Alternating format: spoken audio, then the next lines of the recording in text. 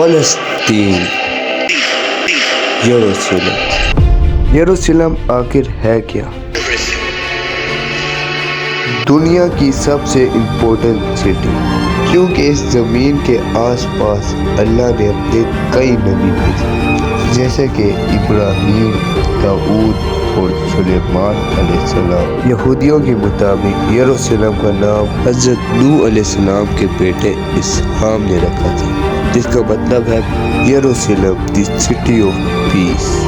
لیکن اس ٹائم سے آج تک اس سٹی میں کوئی پیس نام کی چیز ہی نہیں دیکھی۔ تین بڑے ریلیجن، یہودی، عیسائی اور اسلام، کیونکہ یروشلم کے اندر جو جگہ ہے جسے بیت المقدس کہا جاتا ہے، جس کی یہ سائڈ ویسٹرن وال ہے، جو آج یہودیوں کے لیے سب سے ہولی جگہ ہے۔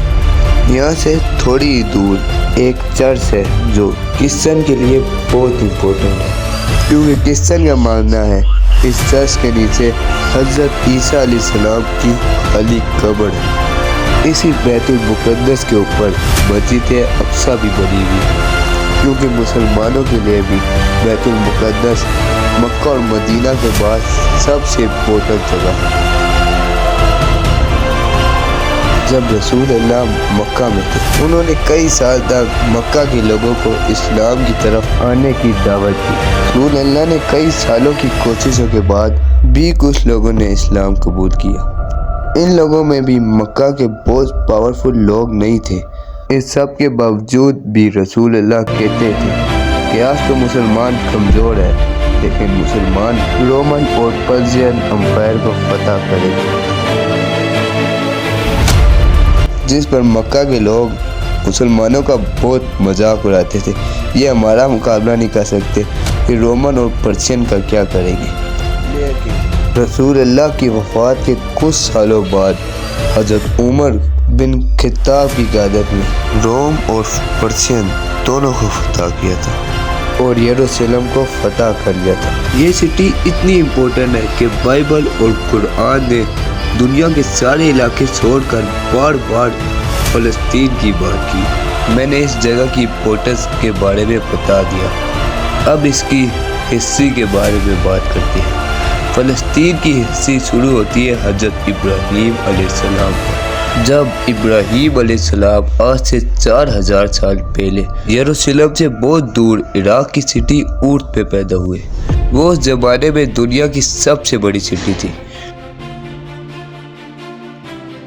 ابراہیم علیہ السلام اسی سٹی میں بڑے ہوئے اور بڑے ہو کے انہوں نے اس سٹی سے بغاوت کر لی اور وہاں کے لوگوں کو کہا اپنے سارے خداؤں کو چھوڑ کے ایک اللہ کی طرف آؤ، لیکن وہاں کے لوگوں نے ان کی بات نہیں مانی۔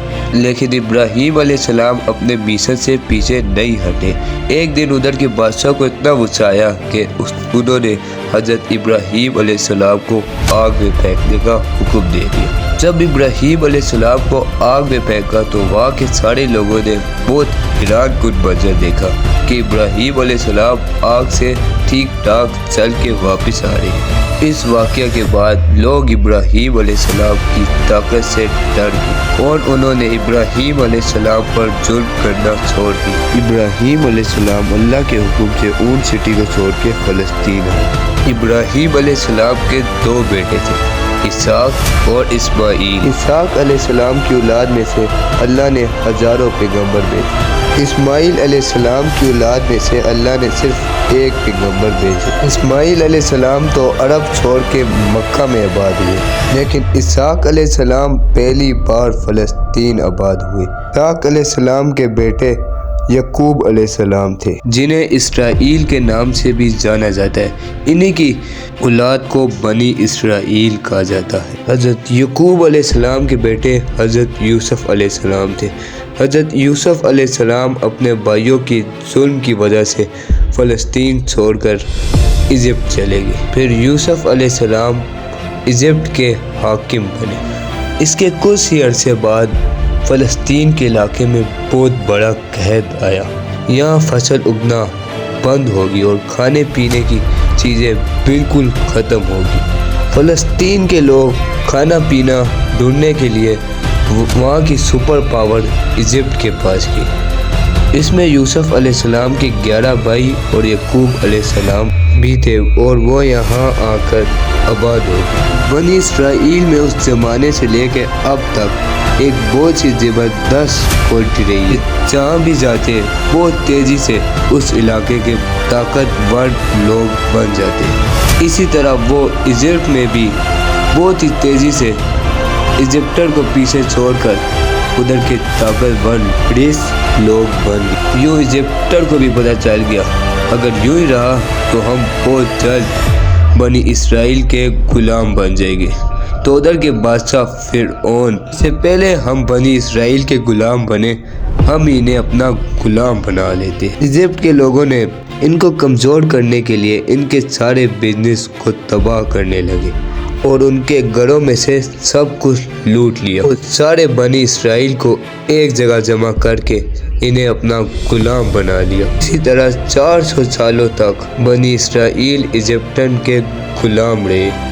آخر ان کی طرف اللہ تعالیٰ نے اپنا ایک پیغمبر بھیجا، حضرت موسیٰ علیہ السلام۔ حضرت موسیٰ علیہ السلام نے بنی اسرائیل کو 400 سال کی غلامی سے نجات دلائی۔